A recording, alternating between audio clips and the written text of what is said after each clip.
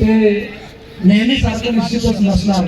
आणि भाऊंना जे बोलायचं आहे ते माझी जीवनगाथा यामध्ये त्यांनी नोंदवलेलं आहे. त्यांच्या आजच्या या कृषी प्रदर्शनाचे सन्माननीय अध्यक्ष आमचे नेते मुकुंदी वासनिक, उद्घाटक बाळासाहेब थोरात, दुसरे उद्घाटक हर्षवर्धन सपकाळ, बुलढाणा अर्बनचे सर्व राधेशंकर तांडव, साजिद पठाण, अल्पनाताई, सर्व सन्मान्य व्यासपीठ माझ्या बांधवांनो आणि भगिनी,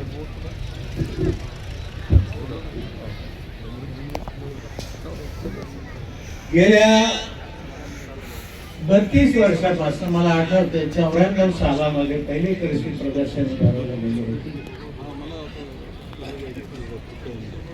तेव्हापासून तर आज साकाय 32 वर्षामध्ये अनेक कृषी प्रदर्शन झाले.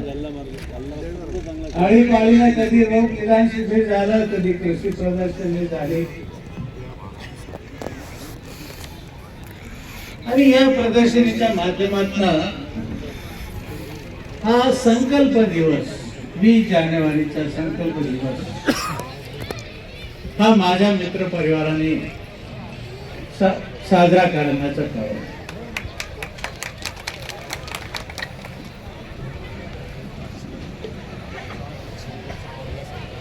जवळपास 250 कर्मचारी सातपुडा शिक्षण संस्थेचे, मासिक अर्बनचे 50 कर्मचारी, 300 कर्मचारी हा आपला वाढदिवस या संकल्प दिवशी 20 जानेवारीला ते मानवतात. ते बंधवांनो, काहीतरी नवीन लोकांना द्यायचं. या कृषी प्रदर्शनाच्या माध्यमातून लोकांना काहीतरी नवीन द्यायचं. कधी रोग निदान शिबिर असेल तर त्यांच्या दुःखावर फुंकर घालायची, हा सातत्यानं उपक्रम गेल्या 32 वर्षापासून चालू. या कार्यक्रमाला आशीर्वाद देण्यासाठी अनेक मान्यवर येतात. आज मुकुलजी आपल्यामध्ये आहेत. राज्याचे माजी महसूल मंत्री आणि कृषी मंत्री, ज्यांना कृषी क्षेत्राची आवड आहे, ते पण या ठिकाणी आहेत. सहकार मंत्री राधेश्यामजी आहेत, आमचे मित्र हर्षवर्धन सपकाळ या ठिकाणी आहेत. सर्व मान्यवर आहेत. आज या कृषी प्रदर्शनीच्या माध्यमातून जे विविध स्टॉल या ठिकाणी आहेत, जितके बसले असतील त्याच्या दुप्पट लोक त्या स्टॉलमध्ये पाहण्यामध्ये मग्न आहेत. 120 स्टॉलची नोंदणी या ठिकाणी झालेली आहे. टेक्नॉलॉजी म्हणता येईल तर आज शेतीचं यांत्रिकीकरण झालेलं आहे. नवीन नवीन मशिनरी या ठिकाणी आलेली आहे. फार सोलार पासून तर टिश्यू कल्चर ही टेक्नॉलॉजी आलेली आहे. हायब्रिडायझेशन झालेलं आहे. नवीन बियाण्याचं त्या ठिकाणी वेगळे स्टॉल्स आहेत. कुठं खतं असतील, कुठं औषधं असतील आणि वेगळ्या टेक्नॉलॉजी, याला भरीच भर म्हणून मागच्या 12 एकरावर लाईव्ह डेमॉन्स्ट्रेशन 20-25 प्रकारचे पिकं आणि त्या पिकाच्या स्पर्धा आणि त्याचं कशा पद्धतीनं घ्यायचं या आधुनिक टेक्नॉलॉजी मधून. कधी काळी खूप जमीन लोकांच्या जवळ होती, आता जमीन सिलिंग मध्ये गेली आणि त्याच्यानंतरही सिलिंग मध्ये गेल्यानंतर एखाद्या व्यक्तीला जर 4 पोरं असतील तर ते आज 4 पोरं अल्प उदार आहेत. कमी क्षेत्रफळामध्ये जास्त उत्पादन कसं काढायचं ही टेक्नॉलॉजी त्या ठिकाणी आहे.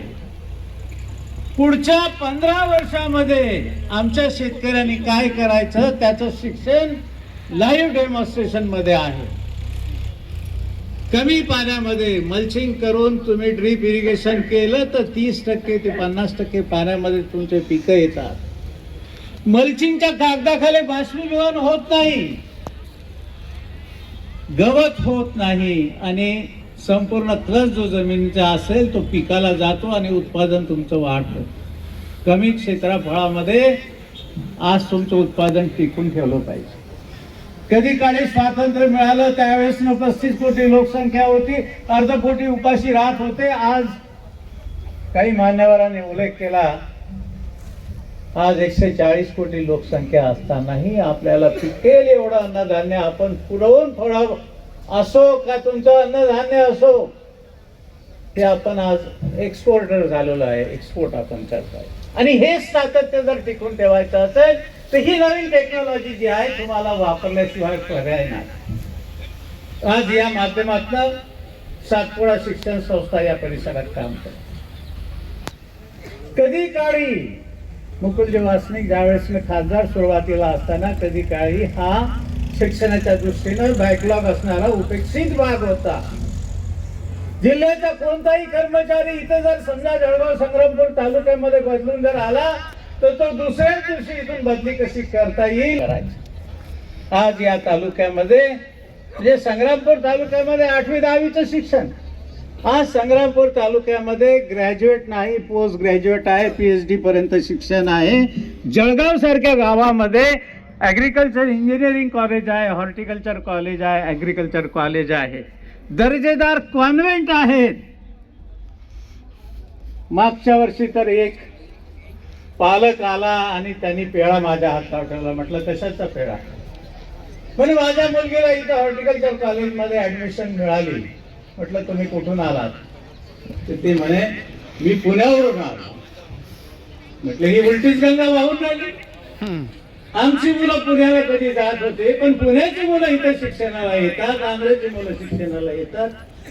असं एक ना अनेक, फार्मसी असेल, नर्सिंग असेल, आर्ट कॉमर्स सायन्स असेल आणि तुमचा ॲग्रिकल्चरच्या सर्व फॅकल्टी असेल, कॉन्व्हेंट असेल.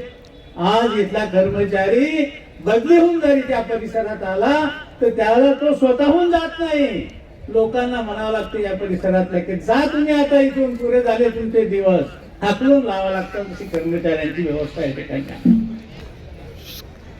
गोष्ट आहे अशाच एका प्रदर्शनीचं उद्घाटन करताना मी जिल्हा परिषदची अध्यक्ष बोलावली. अलका खंडारे त्यावेळेस जिल्हा परिषदची अध्यक्षा होती. उद्घाटनाची फीत कापताना ती हळूच माझ्या कानामध्ये येऊन सांगितलं की साहेब मी तुमच्या कॉलेजची विद्यार्थिनी आहे. मन गैरवून आलं त्या ठिकाणी की माझ्या कॉलेजची विद्यार्थिनी माझ्या कृषी प्रदर्शनीची उद्घाटक म्हणून त्या ठिकाणी हजर आहे. कुठेतरी संग्रामपूरला तिचे वडील कर्मचारी होते पंचायत समितीमध्ये आणि तिथं ती ग्रॅज्युएशन तिने कम्प्लीट केलं आणि ती जिल्हा परिषदची अध्यक्ष. अशा अनेक उपस्थित मुलं जे आहेत ते शिक्षण घेऊन पुढे गेले.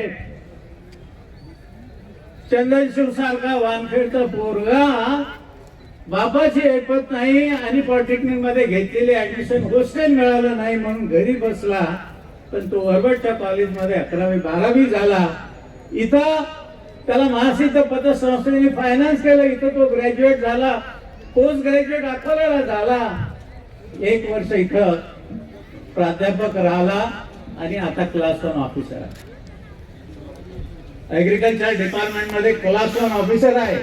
संग्रामपूर सारख्या एका तालुक्याच्या ठिकाणची अल्पभूधारकाची मुलगी इंद्रायणी गोमासे 11वी 12वी आमच्या वरवटच्या कॉलेजला झाली आणि विदर्भातले PKVच्या 28 कॉलेजमध्ये ती प्रथम आली. 10 गोल्ड मेडल पंजाबराव कृषी विद्यापीठाच्या पदवीदान समारंभामध्ये तिचे गळ्यामध्ये होते. संस्थेने फायनान्स केलं. आज ती तहसीलदार आहे. ती जर MSc झाली असती, PhD झाली असती, ती क्लास 1 ऑफिसर झाली असती, महाराष्ट्राच्या सेक्रेटरी पदापर्यंत पोहोचली असती. परंतु तिनं तहसीलदार म्हणून नोकरी पत्करली. असे अनेक हजारो मुलं इथून शिकून गेली. वरवट सारख्या तुमच्या कॉलेजमध्ये तर ग्रॅज्युएट झालेल्याचं, ग्रॅज्युएट पोस्ट ग्रॅज्युएट झालेलं प्रमाण ते 11 ते 12 हजार आहे स्थापनेपासून. इथंही 11 ते 12 हजार दरवर्षी ऍडमिशन घेणारे इथं शिकणारी मुलं वर्षाला 7,000 विद्यार्थी आहेत. 6 लाख चौरस फुटाची बांधकामं, 300 एकर जमीन. आज ही संस्था आर्थिक दृष्ट्या 125 कोटीची जमीन आणि 125 कोटीची इमारती आणि सर्व व्यवस्था आज एवढी मोठी श्रीमंत झालेली आहे. त्या सर्व थोड्या मोठ्यांच्या लोकांचे आशीर्वाद आहे. ते मला ते काम करण्यासाठी प्रवृत्त करतात. मला 2 अपत्याचा उल्लेख काही लोकांनी केला. मला 2 अपत्य नाही, मला 3 अपत्य आहे. 2 अपत्या 2 माझ्या मुली आहेत, पण सोबतच ह्या संस्था माझ्या अपत्य आहे.